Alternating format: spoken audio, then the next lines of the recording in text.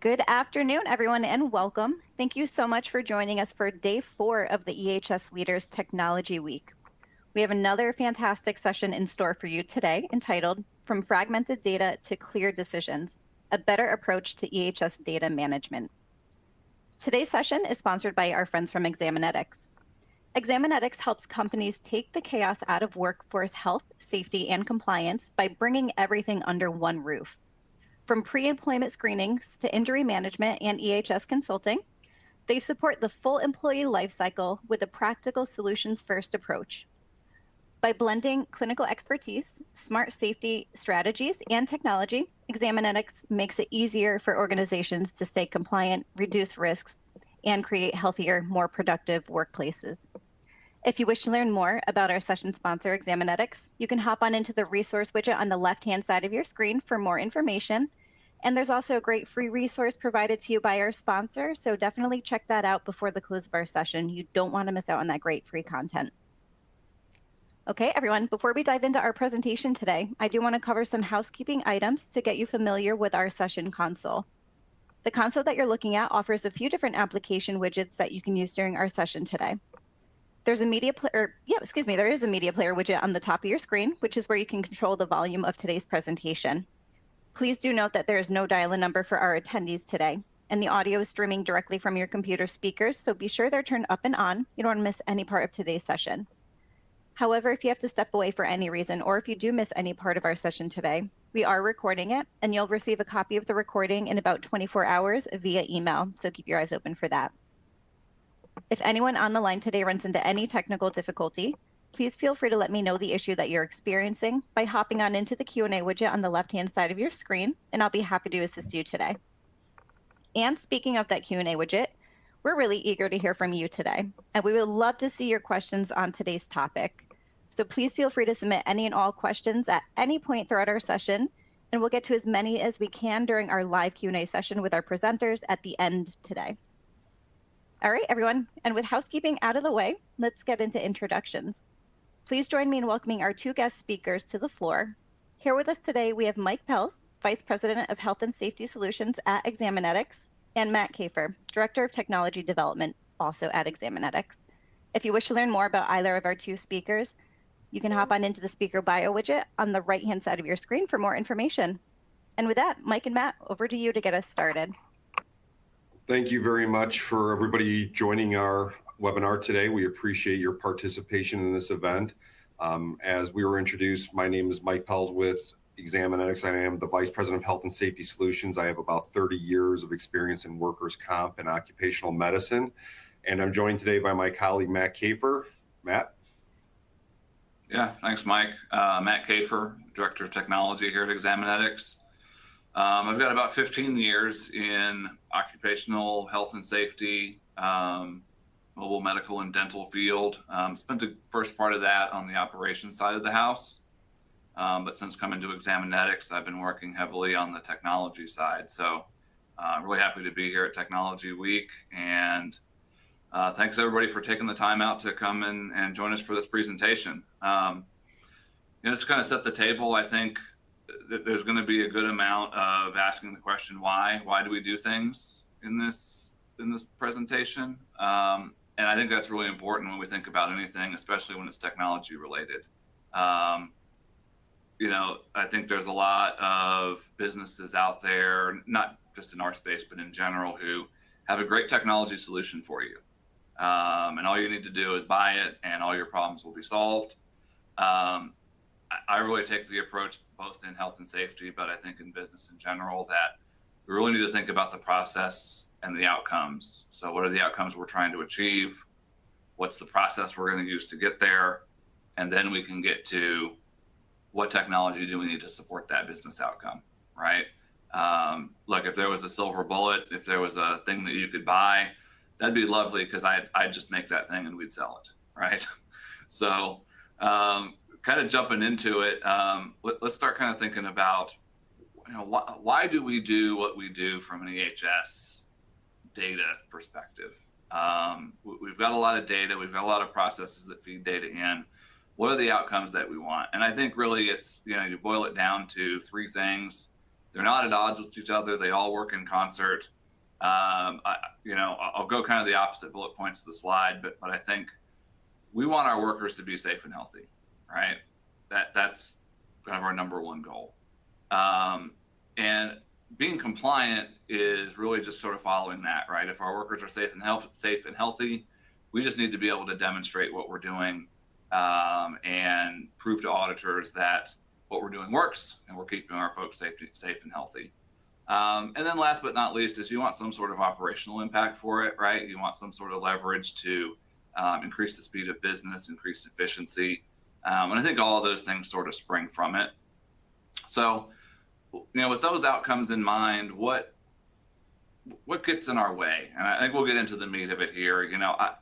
The big thing that I see from the technology perspective is folks have a lot of different services and testing that they need to administer. And a lot of times they find it difficult to get that from one vendor. So you end up with several different vendors, which is fine. But then you're trying to pull all that stuff together from all those different vendors. And that is like a full-time job in and of itself. Mike, you work with folks every day from the sales side and from the customer success side. What are the barriers that you're seeing in the real world? Not that I don't live in the real world, but what are you seeing out there? A lot of it is just the impact it has on ensuring compliance and operational efficiency is a big part of this. There's so many things that companies need access to nowadays for either bidding projects, for complying with site safety plans, with audits that come about. That's one of the things that we see on a regular basis, whether it be OSHA, MSHA, FRA, the DOT.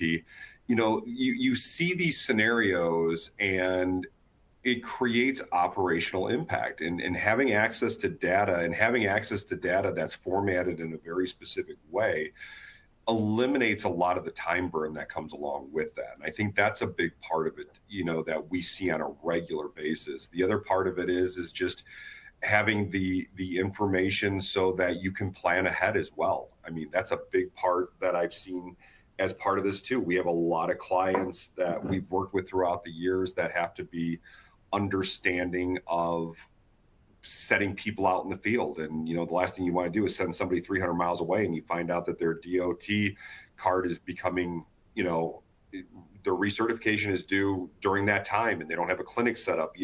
These are things that companies deal with on a regular basis. And that really, from a real world standpoint, are the things that we see on a regular basis. And then you track it all the way down to things like on the injury management side of things, having access to critical data for your general managers or your operations people in the field. So they know if somebody's on restricted duty, what restrictions are they? How do they have access to that information? How are they going to use this employee? Knowledge is power. It really is. And that's the biggest thing that we've seen is that those are just a few of the minor, few of the examples that significantly impact our clients on a regular basis. Yeah. I mean, how does it come about, right? Because I'm sure you start with good intentions. You bring somebody on board, you start administering some services. How does it get this way, right? Because I'm sure it doesn't start out there. No, it really doesn't. And, I think the majority of the companies I've worked with over the 30 years always have the best of intentions. I always look at that every single time. And the biggest thing that I see that is in place is the programs or the systems are built over time. You have a company that starts out, they have a client or clients, they have a scope of work that's a little bit more controlled. They build a process around that. And it works just fine. And then, of course, all of a sudden a new opportunity comes about. And instead of kind of reevaluating, is our program, is our information system scalable, they just kind of piecemeal it together. And then all of a sudden, out of nowhere, there's an opportunity that comes about. And it's going to be a phenomenal opportunity. And it's a slightly different industry segment. And then you just go ahead and you add those type of things. And I think that's the biggest thing that I've seen is that you're very rarely does anybody ever go back to point zero in the process and say, well, this is how our business is today. Let's revamp it. it just doesn't happen enough unless there's something significant that changes. And I think companies, especially as we go through economic up and downturns, the other thing is they are so afraid to turn away an opportunity, even if they're not necessarily completely prepared for it.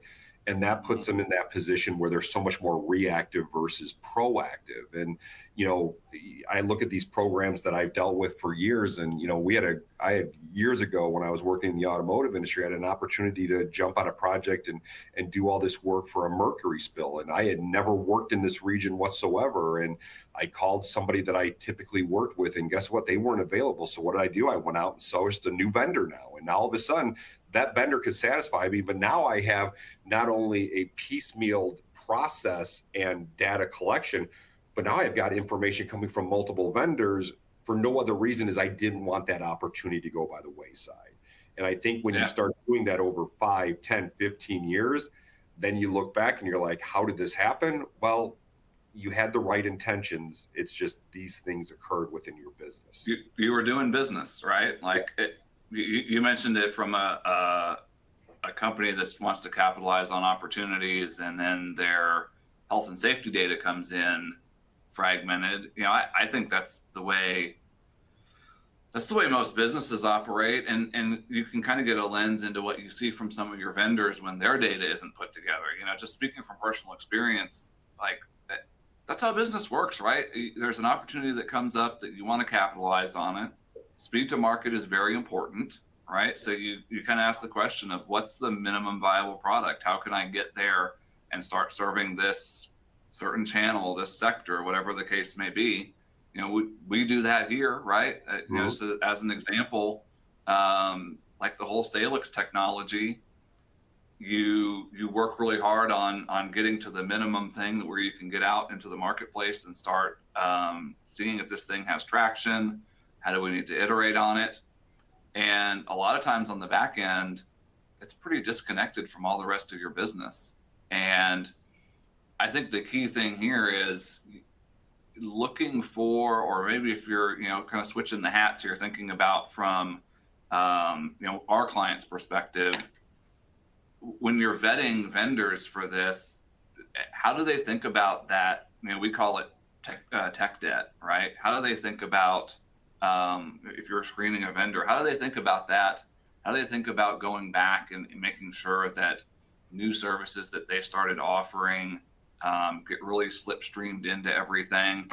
It took us a good year and a half from launching that product to where all of that data, all of the, the meta reporting, and everything was just really smooth and seamless with the rest of our business offerings.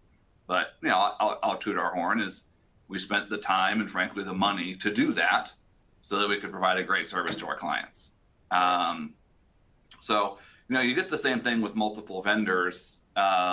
If you're, doing your hearing and with one vendor, and you're doing respite with another, and you're relying on another for IH, you kind of get that piecemeal thing set up. And I think that's where it's pretty easy to kind of fall into the technology Band-Aid trap, right? I mentioned it earlier. If I buy this thing, it's going to solve my problems. And look, there's a lot of companies that have made a lot of money selling the solves to those problems, because it sounds great on the face of it is, I can get this platform that's going to integrate all my different data streams from all my different vendors, and it's going to surface it to me in some sort of usable fashion, right? But I think, I'd really advocate that sort of adding another system into the mix doesn't really solve the problem. It just means more data, right? It's another report. At some point, you've got, believe it or not, too much data, too many reports. And, it kind of sounds like a, like a blurb, but to me, like machines like data, right? We got all this data that we can feed in. What do people want? Let's go back to the why. Why are we doing all this? We're doing all this to keep our workers safe, to be compliant, and get some operational leverage. You really need like insights and actionable items to get there. I don't know. What are your thoughts on it? Because I'm sure you see people that are, hey, I'm bringing in a new platform, or we switched to this other EHS software. Well, and it's funny you bring that up because I was just actually part of a call this week, and it was somewhat comical because I had to sit there and listen to three different departments within a client complain and yell at each other because HR and talent acquisition has a software platform because they handle all the new hires, they handle all the pre-employments, and they were steadfast that they want all their data from the new hires in that system, which included, in this case, DOT or CDL drug screens that eventually have to go on an MIS report. Then safety was in charge of managing the random program as well as post-accident for citationable events. So they were taking Those care talk of together that. really well, right? Yeah, and then you had another part of HR that managed probable cause and SAP and return to duty and fitness, things like that. Well, here's the problem. For your DOT employees, all that information has to be compiled at the end of the year for a single MIS report that gets submitted to the federal government. But now guess what? You have all this data in multiple areas. And so you each thought you brought together a solution, but the solution was for a department. It wasn't for everything within the business in totality. And to your point, when you're looking at aggregating data, listen, each one of those systems is going to have a tremendous amount of data. But at the end of the day, what is that data doing for you? What is it doing to create efficiency? What is it doing to create compliance? And I think that's one of the benefits that I've seen is working with, whether it be talent acquisition, HR, safety, risk management, even somewhat operations. They all have needs, but within typical data retention systems that are commercially available, I've never found a system that takes into account all of these different needs and fixes for a client company, which is where I think some of these shortcomings come into play. Yeah, and I think it shouldn't be overlooked that even if you do get a platform or a big SaaS offering that kind of ties together all those data points, that thing needs care and feeding too, right? I've got several people on my team that's basically all, I don't want to say all they do. It's a major portion of their work week is working with clients that changed over from one platform to another, or maybe we don't provide all the services for them. They're getting some other service from a different vendor and they need to integrate that into their Cordy, or something needs to push into Workday.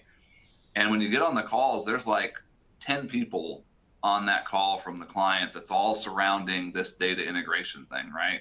So not only are you paying the monthly for the product, but you're also paying for a bunch of seats for it, and you've got a bunch of headcount to manage it, right? So, look, I think we've made some great strides in trying to solve that problem, and a lot of it started with the pain points that our clients had. Can you kind of walk us through what we were hearing from clients that really drove us down this path of let's simplify the model? Yeah, and I think a lot of it goes to that you had a lot more scenarios where, especially your larger corporations, multiple locations, when they started evaluating things from a corporate level standpoint, they realized how their individual site locations were not being compliant. You had people who were missing testing. And, I've lived through this scenario multiple times where all of a sudden companies going ahead and sending a crew of 10 people to a petrochem facility. They show up and the first thing they say is, I need a copy of your current respirator clearance that shows you're current on it. And they're like, they give them a card and they find out they're 2 months expired. Well, that's just revenue loss, because now you have to go through the process because they weren't prepared to go in. So you've got the missed testing for your existing employees. You have that data gathering for new employees to make sure that everybody's being done consistently the same way as well. Because again, if you're working with a Marathon or a BP or, some of these larger facilities, they have very specific requirements. And, I think one of the things that you and your team have done to satisfy that need is we've almost baked in what the requirements of the different facilities are, so that when somebody is brought on, you've already got your automatic checks and balances that say, hey, this person is getting hired to go into this facility and this job role. Here's everything that needs to be done with it. So it's making sure that your new hires are going to be compliant to be able to go in and satisfy those. So I think that makes a big difference as well. The other thing is that, as we talked about, companies are very reactionary. There's no doubt about it. You need to be in this business climate in order to grow your business. And the other things is, if information is not readily available, some things I've seen very often is that a company has an opportunity. They need to get them sent in for some additional surveillance requirements, but they can't access their existing medical records quickly and fast. So what do? They go ahead and send them in for a complete exam, and they probably are redundant for something they just did 4 months ago. And now you're spending dollars when you don't need to. And these are all things that hit your bottom line. And that's where, as you mentioned, it's one thing to have data, but it's another thing to have usable data. And as we have seen, because of our evolution as a company, now as companies are starting to integrate different delivery methods between clinics and, mobile on-sites, as well as being able to self-administrate, having the ability to have all that information into a single platform, so it really becomes a complete interchangeable solution. It just changes everything. There's no doubt about it. And I'm sure you've seen it just from the ask that you've gotten on the technology side. Yeah, I mean, let's kind of dive into what, like, we're kind of talking. I mean, you've brought some good examples, but let's take a concrete example of like a small slice of the pie, right? Mm-hmm. A hearing conservation program, I think, is a great example of this, because it's one sort of service, but there's a lot of different ways to get it done. Right. So, what kind of started that thought process off is what we were hearing is, look, we love the convenience of the mobile unit coming on site. Right. You can test a lot of people. You can cover their training. You can do their annual audiograms. You can capture their baselines. You can notify them if they've had a shift in hearing. But the inevitable problem comes in when you've got somebody who was out sick the day or the days that the truck was there, they were on leave of absence, right? Or, you tested somebody that had a possible shift in hearing, and now I want to finish the process, right? I want to do a retest. I want to see if I can confirm their shift. I want, if they are a confirmed shift, I want to do that work relatedness evaluation. But if you're just relying on the mobile unit, what do you need to do? Okay, well, now I need to go and send this person over to the clinic. And let's just kind of ignore the loss of efficiency of pulling them off of their job, the risk of sending them across town. But, now they come back to you and they hand you this stack of papers. Mm-hmm. Okay, great. Well, the results from the mobile unit are in the portal. Now I've got this stack of paper. At minimum, it's a burden and a small cost, right? Because now I've got to get this to the mobile vendor and they've got to key it or scan it. There's some sort of cost usually associated with that, and it takes time out of your day. At worst, well, now I've got two sets of records that I need to look at if I get audited. And I've got to remember, I pull most of my stuff from the portal, but I got to go over to the file cabinet for all this other stuff, right? And so you run the risk of having like an actual citation there, or at least making the audit process more painful than it needs to be. And so for the first sort of piece of that puzzle of creating a more sort of simpler model and helping people think about how can I implement the process utilizing these different services was Salix On Demand, right? So that's businesses can rent our tablet-based solution from us. We'll ship it to you. And, that way they can, if somebody missed the truck, great, come into my office, step into the conference room. You can administer the testing right there. Super convenient, but really on the topic of this webinar is you do the test there, the data goes to the same place as all my mobile testing. So all the people that I tested on the on-demand, I just run report and they're all there, right? And we've since built upon that by integrating or by working with the clinic networks so that you can kind of have three ways to accomplish that one service of getting the bulk of your testing done with the mobile unit. If you've got enough people to warrant renting an on-demand device from us, you can. Or you can send somebody to a clinic to get their testing done.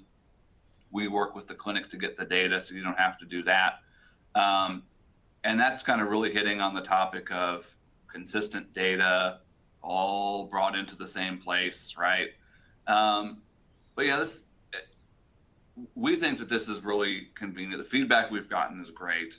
When you expand that to other services, what sort of impact on EHS leaders are you seeing from kind of adopting the simpler model of, let me think about my process and how I want to implement it, get me a vendor that can do it, and then implement sort of the minimum amount of technology to make it happen?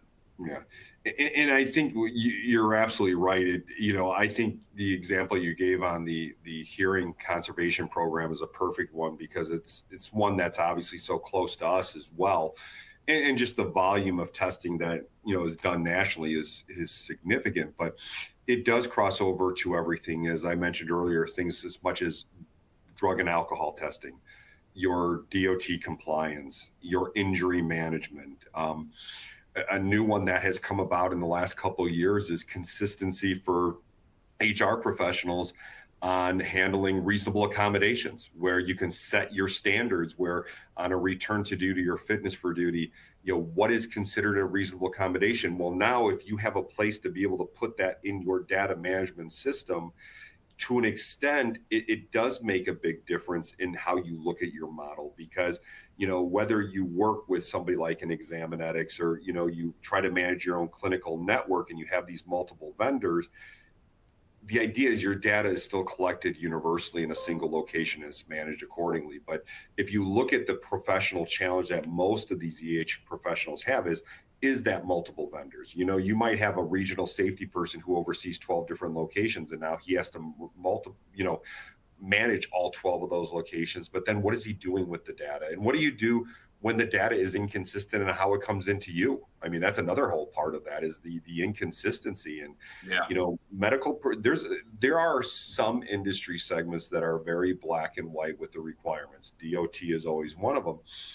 But there's a lot of subjectivity between, a lot of the other standards that clinicians can make their own judgment point. Now you have the inconsistency where, again, you can build in your consistent pass-fail criteria within a good data management system, so that your data isn't consistent. At least the data coming in can be evaluated to a consistent platform, which I think is good. Yeah. Oh, and Mike, I mixed our slides up a little bit. So I'm just going to jump back. Let's focus in on what you're on right now about what's the impact, right? Chasing down the vendors, and how does that impact you when audit season comes? Well, the biggest thing is, when it comes to that time of year, and it is a very difficult time of the year. Not only is it being audited, but a lot of our clients also do the big turnarounds, and they have to provide data to be able to get people on site in both cases. So there's nothing worse that from an operational impact standpoint, where I've worked with companies who literally are going to dedicate 40 to 120 hours just to get all the proper data together to submit to get their teams on site. So you're chasing vendors.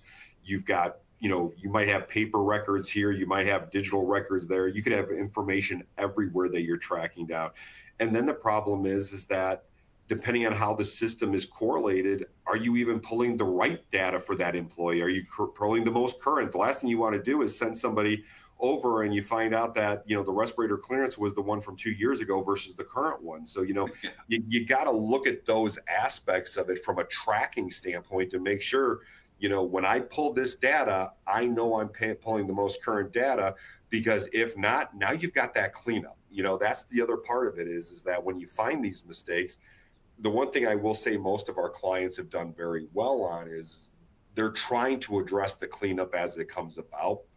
But sometimes that's a pretty monumental task. There's no doubt about it.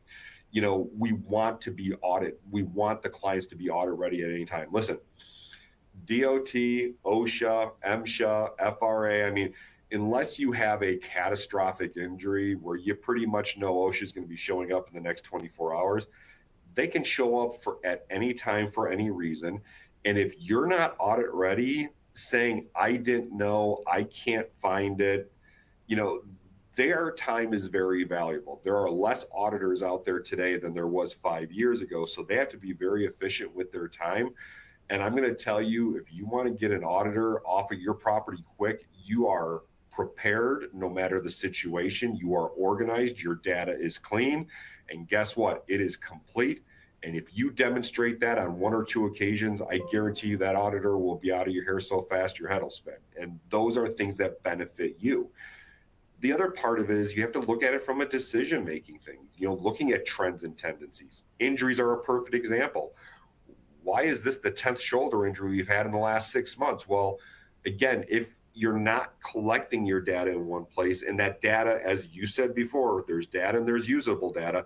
If you're not understanding, okay, for employee X, what was their job description? What are their essential functions?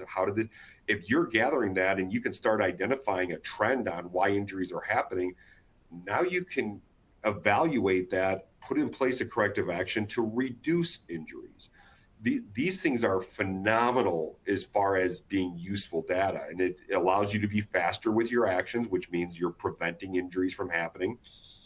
As a company overall, from everything, it gives you just much better visibility. There's no doubt about that, where now you can look at cause and effect scenarios. And I think that's phenomenal too, is, are you running into a situation where, hey, we have a higher injury rate at this facility, and we're also seeing that we're not getting really good performance on, how we're maybe getting the clinical data to evaluate if this person can even perform the essential functions.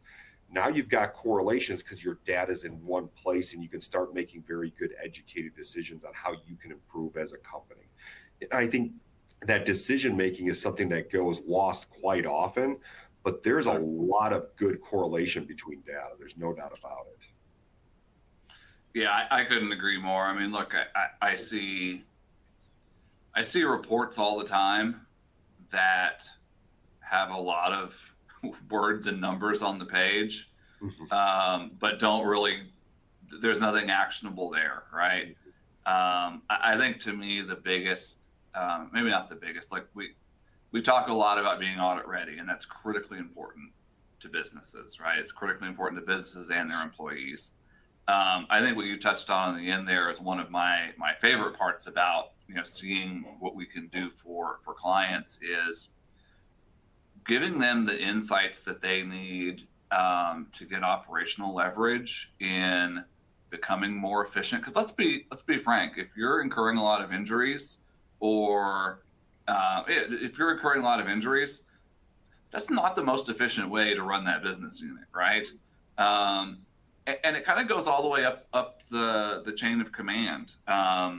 If you can get good insights and change the way that you're managing people, excellent. You can use those same sorts of insights to drive things up to, okay, well, what does that do for our, how do we need to maintain our policies and update our policies? Do we need to do something on the pre-employment side to better screen for, being fit to do a certain role? Is there something that we need to do regarding, going up even further, how we're going to budget next year? Do we need to spend money on mitigation strategies and IH work, or can we spend that elsewhere? Right? We can look at at how our policy changes have impacted our injury rates and our other EHS metrics, and determine how best to allocate capital for next year. So, it kind of goes all the way from the person on the floor all the way to the boardroom and other decision makers. And that's kind of tying it back to technology. That's one of the things that I really enjoy about it, is being able to give people those the visibility to see things that they couldn't through other scattered sources. But, in the slide snafu earlier, we kind of alluded to, we talked a lot about hearing conservation. This goes a lot further beyond hearing conservation. And I'd argue it becomes more apparent how important this stuff is when you start talking about bringing in other services like respiratory, like drug and alcohol, like injury management. never mind, sort of your industrial hygiene, safety consulting, all that sort of stuff. Can you kind of paint a picture for us about how do all those things tie together, and how do we need to think about it from a process standpoint?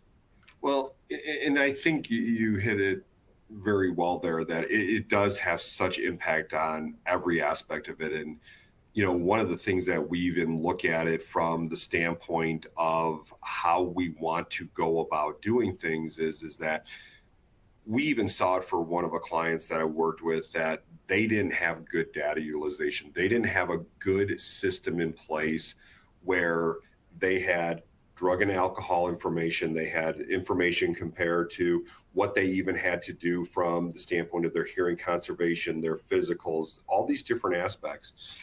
And they had bad data. And when they quoted out the scope of work, they thought for the 75 people that were working on this turnaround that the cost for doing a pre-employment for a pre-access physical for these people were going to be about $250. Come to find out, they pulled the wrong data, and it was actually about $675. So the problem is they completely bid the program wrong. So, hearing conservation is it, but it's all the data. It's the pricing that goes along with the data and how you look at that, even from a bid standpoint, because just think about how that affected their bottom line by not being prepared, or by even understanding what is the lead time they need to be in order to get somebody on site to do work. If you've got a new employee that you're bringing out of a union hall and they're going to have to go through XYZ training and everything else that is required as part of that data package, and somebody says, can you have somebody out here tomorrow? And you've got somebody saying, yeah, I can have him out there tomorrow, but he's got 3 days worth of training and medical evaluations. That's not feasible. And now it's impacting your business, and you're doing the right things by keeping them compliant.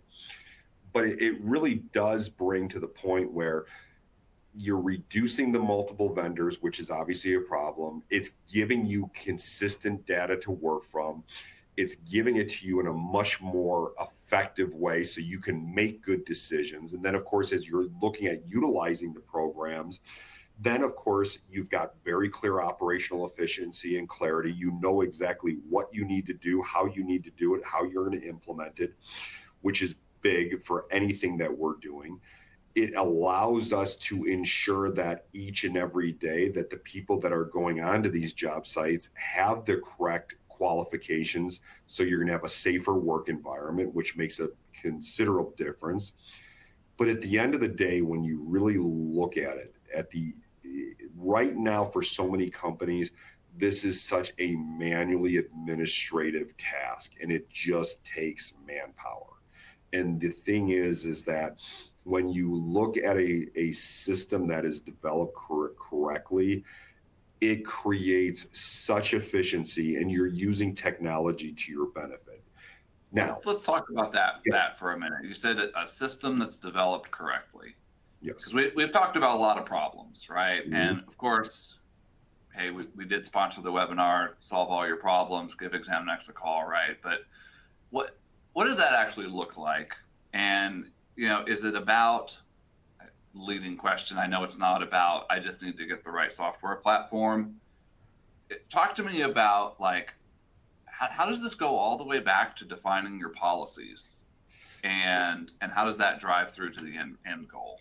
And that's where I think a lot of the software platforms just are not designed to look at everything in totality. So, when you look at a company, and again, it kind of goes back to that proactive versus reactive scenario, Mm-hmm. most companies don't plan for what they're going to look like in 15, 20 years. I mean, they might have a 1 year, a 3 year plan, but again, it's pretty loose from that standpoint. So when you're looking at the foundation, you need to look at your organizational structure. Where are services going to be, where they're going to live within the company, and I gave the example earlier on the DOT side between talent acquisition, HR, safety, all these people. Well, do you know your organizational structure and how they're going to be handling different parts of the task? But guess what?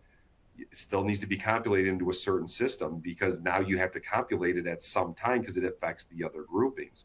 And I think those are the things that we look at, because if you look at what most companies have to deal with for data when it comes to workers' comp and OCMED, it's your new hires, it's your drug and alcohol programs, it's your injury management, if you have a return to duty and fitness for duty for employees who have been off of work for a period of time, and, okay, does everybody know what we classify as a reasonable accommodation? Are we making consistent standards? You're going to have your annual or your periodic recertifications to keep them compliant. That's a huge part of it. You are going to have your safety and your IH data. If somebody comes in and says, why isn't so-and-so part of a hearing conservation program? And you instantly can pull your IH study that said, well, because he's well below the time-weighted average for this. Yep. Even your ergonomics data that might include training and proper onboarding. There are very, very few systems I've ever come across that I know from our standpoint and the time and effort you and your team have put in that looks at the foundation, looks at the actual needs of the clients, as well as the various departments within that client, to be able to take this data, even though it might have originated in safety, it still impacts HR or risk management. So how do they get it? And how is it put in a format that they can use it as well? And I think that's the biggest thing that is needed by employers everywhere. I agree with you. What I kind of hear out of that is, look, we've not to beat it into the ground, but we know that just the platform isn't the solution, right? I'd also argue just the data isn't the whole solution either, right? What you really are looking for is you need a well-constructed program and the policies to go along with it, right? But then you need the data to really action that and to enable you to really implement that effectively. I mean, just the example I'm thinking of in my mind is, okay, so imagine if you could take and use your ergonomics information to then go and implement policy and procedure to prevent injuries, and taking your data from your pre-employment program that ends up benefiting your fit for duty program. You need two pieces of that. You need to have the procedures to actually use that data, but then your data has to be useful and consistent and sort of visible to everybody. So, it's two pieces to the puzzle. We're here to mainly talk about data, but I think we can't forget about process in the meantime. Well, it was funny, a safety director that I worked with for years, because he was a big data guy, which was surprising because he was kind of old school, but he loved his data. And he talked about data one time. He goes, you know what data is? He goes, data is like wheat. Nobody puts a couple of strands of wheat on their plate and says, this is going to give me a good meal. But if you process the wheat properly, it makes a great loaf of bread. And that's kind of how you got to look at data is it's the raw form. It's what do you do with it that creates a end product that is beneficial to you as an employer. Yep. I love that. I just kind of looking at time, getting close to wrapping up. I generally think, and I think people mostly intuitively think this, that if we get the right tool for the job, we can probably overcome sort of any challenges that we have. And in our scenario here, we're talking about better tools equals better data. Mm-hmm. If I just get the right software solution, then this will solve my problems. In my experience, I think getting quote unquote better data isn't because you got a better piece of software. It's because I've kind of come to a simpler way of working this problem, right? Now, don't get me wrong. Having good software is crucial to executing, right? But what is that software? You won't know that until you know what your process is, what you're trying to solve, and what outcomes you want, right? So I'd urge people to sort of reframe the model, think about what are we trying to do and what do we want to accomplish it. I'll kind of give you the closing thoughts of what your conversations with clients look like around that. And I think it's one of the things that I take away from so many of the conversations I have is I think companies have done a much better job of understanding the difference between wants and needs. I think that's a big part of it. They know what they need. They know what they'd want, but wants aren't always justifiable either. So the biggest thing is but they want a solution that truly marries the technological aspect of creating efficiencies, better accountability, better visibility in a format that also takes into account the subject matter expertise that has helped develop it. And I think that's one of the things that has been the feedback I've seen, at least through my years with Examinetics, is the technology is great. It really is. The base technology is one of the best ones out there. But what enhances it is the guidance, the understanding of the data, the application of the data within as well. And to your point, I think that just goes back to supporting, once again, not all data is a good data, and data is just data until you utilize it the right way. And I think that that's something that, at least from the feedback I've gotten from companies I've worked with who have had a chance to work with us, that's what's made the difference from a technological standpoint. Yeah, agree 100%. I think the goal shouldn't be, I'll set it up a little bit. I hear a lot of times is that we've got a pretty complex system, or, well, our business is pretty complex and we're trying to find a way to bring it together and to manage it. To me, I think the goal shouldn't be to manage that complexity. I think you should try to remove it, right? Make the model as simple as possible. And then you can get data that you can actually use to keep your workforce, safe and healthy, stay compliant. You'll have actionable insights there that help you drive decisions all the way from your production line to your decision makers. So yeah, I appreciate great conversation thus far. I see some questions coming through in the chat. Do you want to tackle some of those? Yeah, we can do that. Okay.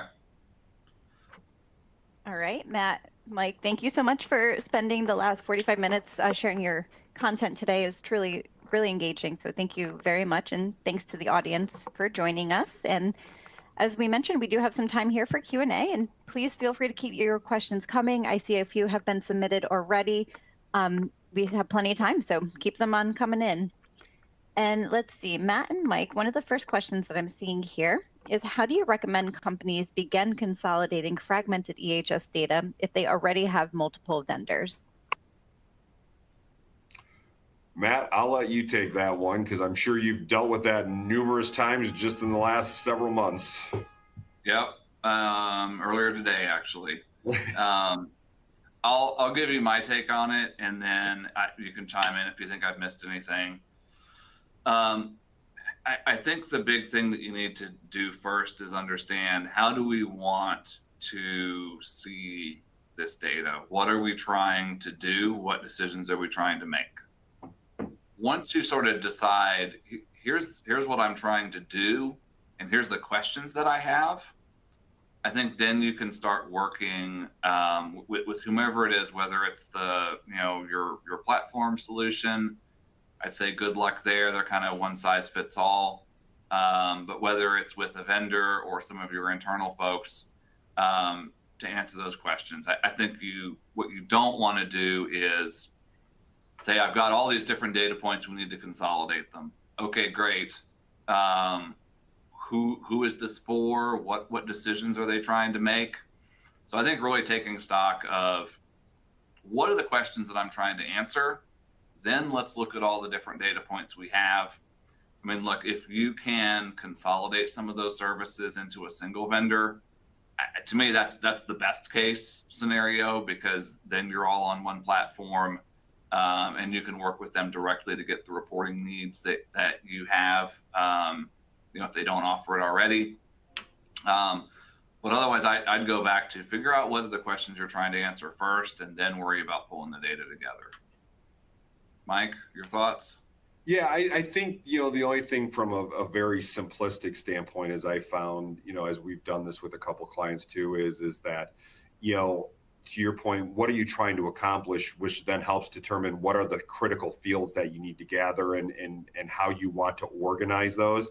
so that, I know one of the things that we've done effectively for our clients then is making sure that we identify the fields for the correlation so that when the data comes in, it's actually in a format that's usable. So I think that's always a big part of it is that, to your point, again, not to beat a dead horse here, but not all data is good data. So let's just pull in the data that's actually of pertinent information to you, and let's get it organized in that way. And I think that field matching is a big part that I know we've spent time on the front end, and it's solved a lot of problems for our clients on the back end with that vendor consolidation.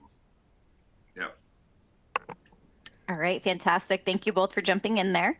Another question that I'm seeing, and Mike, I'm going to toss this one to you. What safety technology is available to link incident investigation with claim reporting to insurance companies? And Matt, obviously jump in afterwards if you would like to. So there are a few systems that are out there. I would say the one that I've seen probably most prevalent of late is Origami. It is probably the most prevalent one I've seen of late. There's a couple of other workforce solutions, I believe is the other one that's out there that will integrate.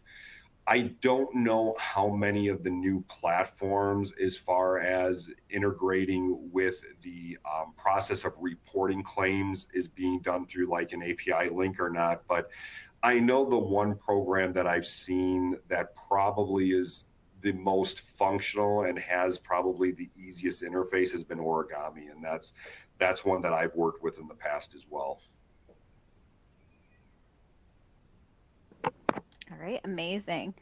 Another question here is, can your platform integrate with existing safety management systems?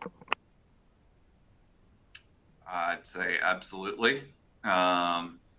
We already integrate with them for a couple of clients as well as HR systems. And, from our standpoint, nothing's impossible. It's just kind of a matter of how much work do we want to do it. So we do a lot of integrations currently. Pretty much every one of them is somewhat of a bespoke thing. But that doesn't mean that it's a huge effort. A lot of times, if we're just doing some basic data feeds in and out, it's a week or two to kind of exchange some information and get things set up. So answers are a resounding yes. Perfect. Thank you. I know we're getting close here to the top of the hour. I do see another question in the queue, and folks on the line, if you do have any additional, feel free to submit them in here. Another question here is, how do you navigate around data privacy to stay compliant and help your clients stay compliant? So keeping the US data protection and European data protection requirements in mind, for example, GDPR. Yeah, that's a great question. I think that's where you have to really vet the vendor pretty heavily, right? I know some of my counterparts on the infrastructure and security side spend a lot of time doing vendor risk assessments. We also invest a good amount of time here at Examinetics throughout the year in maintaining some of our compliance frameworks and audits. SOC 2 comes to mind. But that's something I think you got to be careful, especially when we're talking about vendors. I mean, a lot of times that's where it does pay to go with a larger vendor. Look, quite frankly, we're kind of talking our book here, but it is the fact of the matter. If you are dealing with a local mom and pop shop, the service might be great. Absolutely not, casting any aspersions on that. But it's just the fact of the matter that they don't have the resources, the technology savviness to get some of these certifications or attestations. So anytime you're previewing a vendor, talk with them about their SOC 2 attestations, ask about GDPR, HIPAA, that sort of thing. Now at Examinetics, we're doing everything we can to not only keep our data secure and private, but also be able to make things easier for the purchasing department when it's really easy to show an attestation and assuage a lot of people's concerns.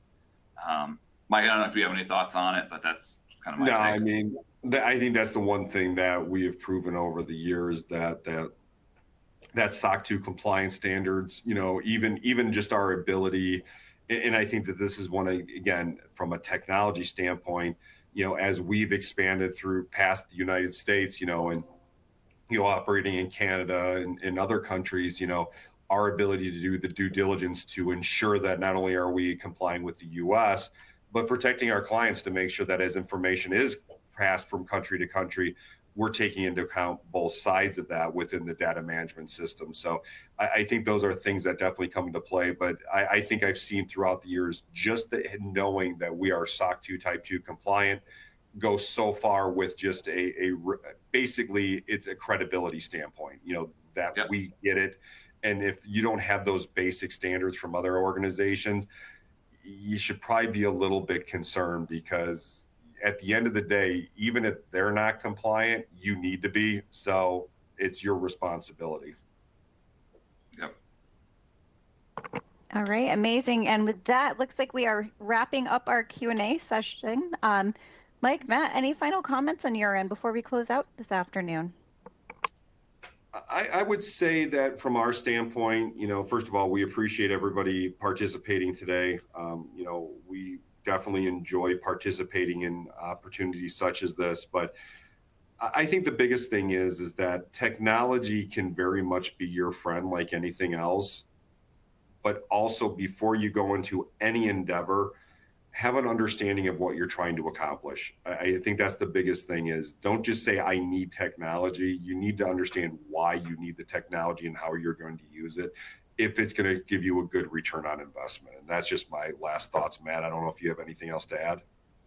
Took the words out of my mouth. I couldn't have said it better.